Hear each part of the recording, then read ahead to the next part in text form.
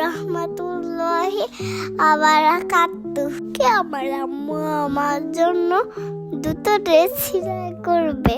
এই কাপড়গুলো কেটে নিচ্ছে। আম্মু কাপড় কাটছে আর আমি পাশে বসে বসে দেখছি। না, আমিও বড় হয়ে এভাবে কাটতে পারি। এখন আমার আম্মু জামাগুলো সেলাই করে নিচ্ছে। অনেকদিন পর আম্মু সেলাই করতে বসেছে। দেখো তো আম্মু জামার বানানো শেষে আমি জামাটা পরেছি, কেমন লাগছে? সবাই কমেন্টে জানাবেন আমাকে কেমন লাগছে। I love you. সবাই আমাকে ফলো করবেন আর আমার জন্য দোয়া করবেন। Tata, I love you.